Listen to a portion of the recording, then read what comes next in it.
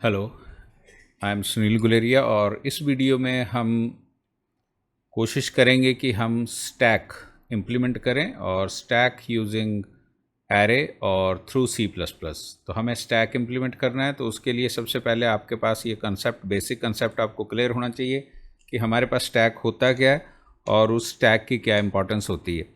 तो सबसे पहले आपने देखना है कि स्टैक जो है वो क्या है। तो स्टैक को आप डिफ़ाइन कर सकते हैं। अगर आपने स्टैक डिफ़ाइन करना है कि स्टैक जो है वो एक अरेंजमेंट है। स्टैक हमारे पास क्या है? एक अरेंजमेंट। किस चीज़ का अरेंजमेंट है ये? कि अगर आपको डेटा को अरेंज करना है तो स्टैक एक पर्टिकुलर अरेंजमेंट है, और उस अरेंजमेंट में आपने ये ध्यान रखना है कि उसका अरेंजमेंट है कैसा, कि कैसे हम डेटा को अरेंज कर सकते हैं और किस तरीके से डेटा जो है वो अरेंज हो सकता है। तो सबसे पहले आपने देखिए, अगर आपको क्वेश्चन ये दे दिया जाए कि आपके पास 10 वैल्यूज़ हैं और 10 वैल्यूज़ को आपने स्टोर करना है। अब 10 वैल्यूज़ स्टोर करनी है तो वो 10 वैल्यूज़ जो हैं वो फिक्स्ड वैल्यूज़ है। फिक्स्ड का मतलब है हमारे पास कि आपको पहले से बता दिया उसने कि आपके पास जो वैल्यूज़ होंगी वो मैक्सिमम 10 वैल्यूज़ हो सकती हैं, उससे ऊपर वैल्यूज़ नहीं हो सकती हैं। तो अगर आपको 10 वैल्यूज स्टोर करनी है तो उसके लिए फिक्स्ड नंबर आपको दे दिए गया। अगर फिक्स्ड नंबर है तो हम सी हो, सी प्लस प्लस हो, जावा हो, हम उसके लिए मेमोरी जब रिजर्व करते हैं तो हमारे पास कॉन्सेप्ट आ जाता है एरे, कि हम एरे को यूज़ करके मेमोरी रिजर्व कर सकते हैं। फॉर एग्जांपल आप ऐसे कर सकते हैं इंट देन ARR, और you can specify that is how many boxes you want, that is the 10।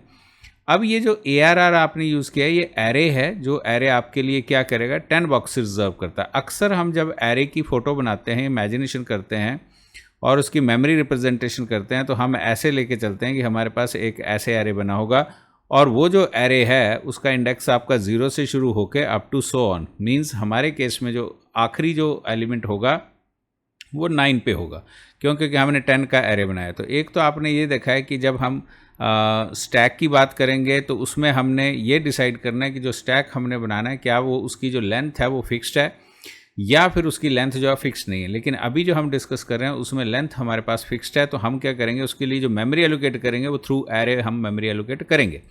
अब नेक्स्ट पॉइंट आ जाता है हमारे पास कि मेमोरी तो हमने एलोकेट कर ली, अब इस मेमोरी में जो वैल्यूज़ हमने असाइन करनी है तो वो वैल्यू कैसे होनी चाहिए, 10, फिर उसके बाद 20, फिर उसके बाद 30, फिर उसके बाद 40। अब इस एरे को आप ऐसे हॉरिजॉन्टल भी इमेजिन कर सकते हैं और इस एरे को आप यहाँ पर वर्टिकल भी इमेजिन कर सकते हैं।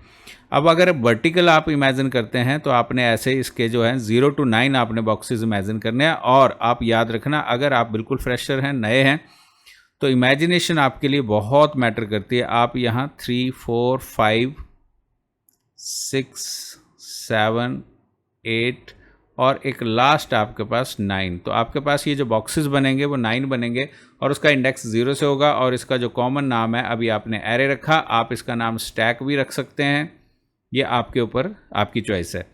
अब स्टैक में जो अरेंजमेंट है, स्टैक जो हमारे पास अरेंजमेंट है उसमें ये होता है कि आप वैल्यू अपनी मान लीजिए आपने 0 पे वैल्यू डाली है, तो फिर नेक्स्ट आपने वैल्यू जो इंसर्ट करनी है वो 1 पे होगी और नेक्स्ट वैल्यू आपकी 2 पे होगी और फिर नेक्स्ट वैल्यू आपकी जो है वो 3 पे होगी।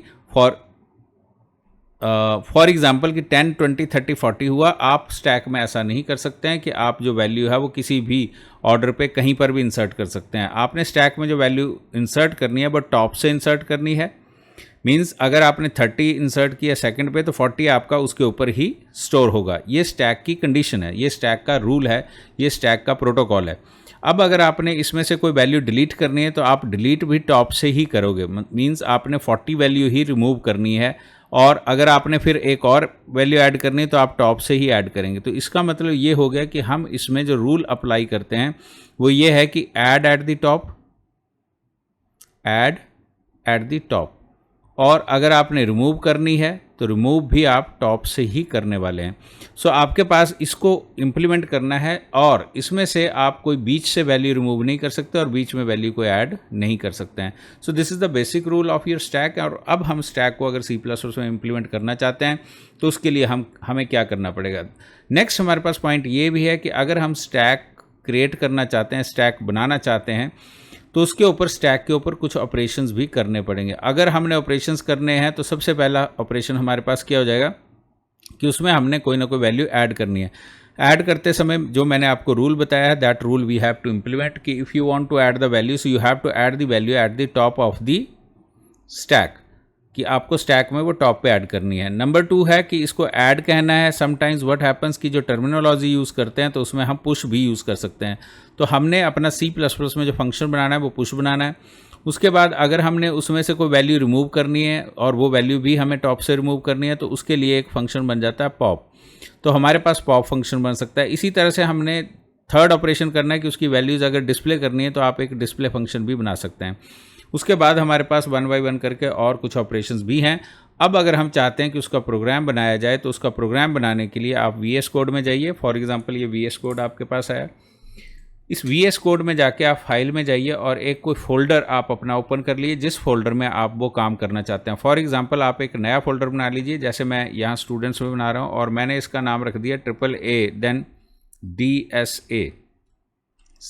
DSA साथ में CPP रख देता हूँ कि C++ है। अब ये फोल्डर आपने VS कोड में जो फोल्डर क्रिएट किया आप किसी भी ड्राइव में क्रिएट कर सकते हैं और उसको सेलेक्ट फोल्डर करिए। अब आपके पास VS कोड में जो आपका फोल्डर ओपन हो जाएगा और इस फोल्डर में जाके आप अपना यहाँ पर अपना प्रोग्राम बना सकते हैं। फॉर एग्जांपल मैंने बना दिया इसका स्टैक डेमो करना है, डेमो कर दिए .cpp। इस तरह से हमारे पास स्टैक डेमो CPP आ जाएगा। अब ये जो स्टैक डेमो CPP हमने क्रिएट किया है इसके अंदर हमने अपना C++ का प्रोग्राम राइट करना है। C++ का प्रोग्राम राइट करने के लिए सबसे पहले आप इसमें कमेंट डाल सकते हैं कि आप कमेंट लिख सकते हैं कि कमेंट डालना है कोई, और कमेंट क्या आ गया, that is program to create stack in CPP। उसके बाद आप जानते हैं कि हमारे पास सबसे फर्स्ट लाइन आ जाएगी #include and that is IO stream। Next हमारे पास आ जाता है using name space std and फिर हम एक इंट मेन बना के छोड़ देते हैं क्योंकि हमने इसी के अंदर फंक्शन को कॉल करना है। यहाँ पर आप कमेंट लीजिए, कमेंट लिखना बहुत रेकमेंडेड होते हैं, इससे प्रोग्राम की रीडेबिलिटी बढ़ जाती है। अगर आपकी सिलेक्शन होनी है कहीं प्रोग्रामिंग में तो आपको अपना प्रोग्राम जो है वो ज़्यादा से ज़्यादा रीडेबल बनाना चाहिए। एंड ऑफ मेन लिखा हमने। अब हमारे पास नेक्स्ट पॉइंट क्या आना चाहिए कि जब मैं यहाँ पर एक फंक्शन को कॉल करूँ पुश, ऐसे जब पुश को कॉल करूँ उसमें कोई वैल्यू दूँ तो क्या होनी चाहिए, एक वैल्यू जो ऐड हो जानी चाहिए और वो ऐड होनी चाहिए जो स्टैक के रूल के हिसाब से। तो हमने क्या किया, यहाँ पर एक इंट ले लिया और इंट स्टैक हम क्रिएट कर सकते हैं और स्टैक एरे का नाम रख दिया हमने, मैक्सिमम वैल्यूज 10 इसमें स्टोर करेंगे, कुछ ऐसा हमने कर लिया। अब ये मैंने ग्लोबल बनाया है, ग्लोबल इसलिए so that it can be access throughout the functions, कि फंक्शंस में एक्सेस हो जाए। अब ये स्टैक बनाने के बाद हम एक फंक्शन बनाएंगे वॉइड पुश, और पुश में हम क्या करेंगे, इंट वैल्यू हम इसमें कैचर लगाएंगे, करली ब्रैकेट्स लगाएंगे, करली ब्रैकेट्स क्लोज करेंगे। कमेंट अगर आपने लगाना है तो एंड ऑफ आप लिख सकते हैं पुश फंक्शन। अब ये जो फंक्शन हमने बनाना है इसमें हमने करना क्या है कि जो एरे है हमारे पास उसमें ध्यान रखना है आपने कि एरे में कहाँ पर वैल्यू आपने इंसर्ट करनी है। That is most important. Now आपकी इमेजिनेशन जो है वो बड़ी स्ट्रांग होनी चाहिए कि आपने वैल्यूज़ कहाँ इंसर्ट करनी है। तो आप यहाँ पर साथ में इसको पॉजिटिव रखिए कि मुझे इसकी फ़ोटो कैसे बनानी है, तो आप इसकी फ़ोटो जो है वो साथ साथ बना सकते हैं अगर आप बनाना चाहें।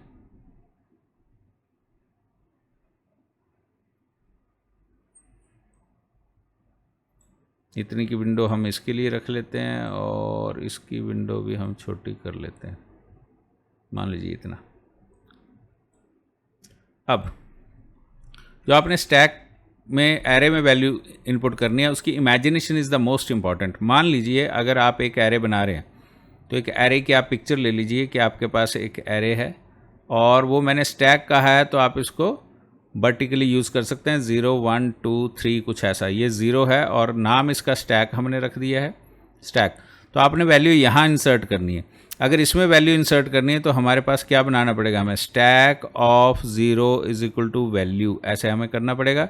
तो ये वाला जो कोड है आपको यहाँ लिखना पड़ेगा कि मुझे वैल्यू इंसर्ट करनी है, तो आपने यहाँ लिख दिया स्टैक, देन स्टैक की किस लोकेशन में वैल्यू डालनी, 0 0 इज इक्वल टू आपने क्या कर दिया, क्योंकि वो हमारे आर्ग्यूमेंट में वैल्यू आ रही है तो हमने वैल्यू ऐसे इंसर्ट कर दिया। अब वो क्या करेगा, जब पुश को कॉल लगेगी, जब पुश को कॉल लगी तो वो इसके पास गया, वो 10 उसने वैल्यू में स्टोर किया और 0 में जो है वो वैल्यू स्टोर होगी। इट मीन्स कि हमारी जो पिक्चर है वो कुछ ऐसे वाली बन गई है, यहाँ पर 10 आ गया। पर अगर हम इस फंक्शन को दोबारा नेक्स्ट टाइम कॉल करते हैं, फॉर एग्जांपल आप यहाँ पर फिर पुश लिखिए और यहाँ पर एक वैल्यू और इंसर्ट करिए 20। अब अगर आप 20 इंसर्ट करते हैं तो ये दोबारा चलेगा और दोबारा चलेगा तो 0 में आपका 20 आ जाएगा, आपकी ये 0 ही अपडेट हो जाएगी। इसका मतलब है कि यहाँ पर आपका 20 आ जाएगा, जबकि हम चाहते हैं कि 20 हमारा यहाँ पर स्टोर होना चाहिए। तो उसके लिए हमें जो उसमें यहाँ जो इंडेक्स आपको सब्सटीट्यूट करना है वो आपकी कोई ना कोई वेरिएबल होना चाहिए और वो वेरिएबल इंक्रीज होना चाहिए। उसके लिए हम वेरिएबल फंक्शन के अंदर भी ले सकते हैं, लेकिन अंदर लेंगे तो उसका स्कोप लोकल होगा, तो इसलिए हमें एक वेरिएबल बाहर लेना पड़ेगा और वो इंट ले लीजिए आप और टॉप कर लीजिए इसको, और टॉप इज इक्वल टू, अभी आप 0 भी लग सकते हैं लेकिन मैंने -1 रखा है। मैं आपको एक्सप्लेन करूंगा कि -1 हमने क्यों लेना है। ये हमारे पास एक वेरिएबल -1 आ गया। अब आपने जब पेपर पे काम करना है तो आपने एक टॉप नाम का वेरिएबल ले लेना है और उसके अंदर -1 स्टोर कर लेना। अब हमें करना क्या है कि ये जो 0 हमने लिखा है यहाँ पर हम टॉप लिखने वाले हैं। अब अगर हम टॉप लिखने वाले हैं यहाँ पर, तो इसका मतलब है कि टॉप की वैल्यू तो -1 है, तो इससे पहले मैं टॉप को इंक्रीमेंट करके आऊँगा, टॉप ++ कर दूंगा। और अब होगा क्या कि जैसे ही फंक्शन के अंदर आएगा फर्स्ट टाइम, जब हम फर्स्ट टाइम इसको कॉल कर रहे हैं, वो फंक्शन के अंदर आएगा, टॉप की वैल्यू -1 है, -1 में +1 करेगा वो, तो इसकी वैल्यू क्या हो जाएगी हमारे पास 1 हो जाएगी, 0 हो जाएगी। तो आप यहाँ पर इसकी वैल्यू 0 लेके चलिए और 0 यहाँ पर सब्सटीट्यूट हुआ। जैसे ही 0 हुआ वो 0 में उसने वैल्यू डाल दी, तो स्टैक के 0 पे हमारे पास यहाँ 10 आ जाएगा। अगली बार जब इसको 20 को कॉल करेगा फिर वैल्यू में 20 स्टोर करेगा, टॉप की वैल्यू इंक्रीमेंट करेगा, 0 से आपकी टॉप की वैल्यू 1 हो जाएगी और 1 पे वो वैल्यू डाल देगा। इसका मतलब फर्स्ट राउंड पे हमारा पुश जो है वो क्रिएट हो गया, हमने एक वैल्यू जो है वो स्टोर करना शुरू कर दी। अब हम कहते हैं नेक्स्ट, एक बार फिर हम पुश को कॉल करते हैं, पुश किया हमने और 30 यहाँ पर स्टोर किया। 30 जैसे स्टोर किया तो अब क्या होगा, टॉप की वैल्यू फिर इंक्रीमेंट होगी और टॉप की वैल्यू आपकी जो है वो 2 हो जाएगी और 2 पे वो वैल्यू डाल देगा, लेट्स सपोज 30, तो आपका यहाँ पर टॉप आपका 2 हो गया। अब हम चाहते हैं कि इसके बाद जो टॉप है 30 हो गया, एक वैल्यू और इंसर्ट कर लेते हैं। हमने यहाँ पर पुश किया और एक वैल्यू और इंसर्ट कर दी, लेट्स सपोज दैट इज़ 40। 40 हमने वैल्यू इंसर्ट कर दिया। अब 40 जो है वो आपका टॉप जो है 3 हो गया। टॉप की वैल्यू का ध्यान रखना है, टॉप आपका 3 है, लास्ट वैल्यू 3 है और यहाँ पर आपका 40 आ गया और ये आपका जो है 3 पे पहुँच गया। अब हम चाहते हैं कि इसके बाद हम एक फंक्शन बनाएं और वो फंक्शन होना चाहिए हमारे पास डिस्प्ले, और डिस्प्ले को जब हम कॉल करें तो वो हमारी वैल्यूज़ डिस्प्ले कर दे कि हमने जो अपने स्टैक में है वो कितनी वैल्यूज़ इंसर्ट कर रखी हैं। अब हमें उसकी बॉडी बनानी पड़ेगी डिस्प्ले की, तो आप ऊपर जाइए और यहाँ पर आप वॉइड डिस्प्ले फंक्शन बनाना शुरू कर दीजिए। अब जो डिस्प्ले आपने फंक्शन बनाना है उसमें ये ध्यान रखना है कि ये मैंने कमेंट लगा दिया एंड ऑफ डिस्प्ले, इससे पता चल जाता है। अब मुझे फॉर लूप लगानी पड़ेगी। C++ में हम फॉर का वेरिएबल जो है वो साथ में लूप के अंदर भी डिक्लेयर कर सकते हैं। Int i is equal to कहाँ से शुरू करना है, मुझे 0 से शुरू करना है। अगर मुझे डिस्प्ले करना है तो 2 ऑप्शन है, एक 0 से डिस्प्ले कर लीजिए और एक आप टॉप टू बॉटम भी डिस्प्ले कर सकते हैं, चॉइस आपकी है। अभी मैं 0 से डिस्प्ले कर रहा हूँ कि 0 से डिस्प्ले करना है और कहाँ तक डिस्प्ले करना है, टॉप तक। तो आप यहाँ लिख सकते हैं i less than equal to top. ये टॉप वेरिएबल पक्का लगाना है, आपने एरे तक इसको डिस्प्ले नहीं कराना है क्योंकि एरे में तो आगे कुछ जो ब्लॉक्स हैं वो खाली भी पड़े होंगे। और फिर आप यहाँ लिख दीजिए सी आउट और आप इसमें डिस्प्ले करिए, दैट इज़ व्हाट हमने नाम इसका स्टैक रखा है, तो स्टैक ऑफ आई। और अगर आप चाहते हैं कि बीच में एक स्पेस आ जाए तो आप एक स्पेस भी इंसर्ट कर सकते हैं। अगर हम यहाँ वैल्यूज़ डिस्प्ले करवाना चाहते हैं तो हम सी आउट कर सकते हैं, एंडल लगा के एक मैसेज दे सकते हैं, क्या, वैल्यूज़ ऑफ द स्टैक, कि हम यहाँ स्पेसिफाई कर सकते हैं वैल्यूज़ ऑफ द स्टैक कि स्टैक की क्या वैल्यूज़ हैं। और अगर वो नेक्स्ट लाइन पे आप चाहते हैं तो एंडल कर सकते हैं, सेमीकोलन कर देंगे, Ctrl+S। अब अगर हमारा ये कोड सही है तो हमें इसे एग्जीक्यूट करना है। एग्जीक्यूट करने के लिए हम इसको राइट क्लिक करते हैं एंड देन रन कोड। हाँ, पर ये आपने नोटिस करना है, यहाँ पर हमारे पास डिस्प्ले जो है उसमें एक छोटा सा एरर है, उसको हम चेक करते हैं कि हमारे पास डिस्प्ले में क्या है। डिस्प्ले वॉइड डिस्प्ले हमने ठीक कॉल किया हुआ है इसको। हाँ, स्पेलिंग का ध्यान रखिए आप, हमने डिस्प्ले की स्पेलिंग क्या लिखी है, DISPLAY, डिस्प्ले। राइट क्लिक करिए, रन द कोड। आपके पास वैल्यूज़ ऑफ द स्टैक जो है 10, 20, 30, 40 हमारे पास वैल्यूज़ आ गई। अभी हमने जो स्टैक में काम किया है वो इतना सा काम किया कि स्टैक क्या होता है और स्टैक अगर हम बनाना शुरू करें तो उसमें वैल्यू पुश कैसे कर सकते हैं और उसकी वैल्यू जो वो डिस्प्ले कैसे कर सकते हैं। अब हमारे पास नेक्स्ट आ जाता है, अगर हमने डिस्प्ले किया और अगर मेरे पास एक फंक्शन पॉप बन जाए, जो मैंने आपको एक्सप्लेन किया था। पॉप का मतलब क्या है कि I want to delete the value. अगर हमें डिलीट करनी है वैल्यू तो हमें एक फंक्शन और बनाना पड़ेगा। अब हमें वो फंक्शन बनाना है तो आप वॉइड करिए और आप यहाँ पर पॉप फंक्शन को कॉल कर दीजिए। पॉप फंक्शन को कॉल करेंगे। अब इसको कॉल कैसे करते हैं और इसकी अंदर क्या लॉजिक बनना है, सो यहाँ आप लिख सकते हैं एंड ऑफ पॉप।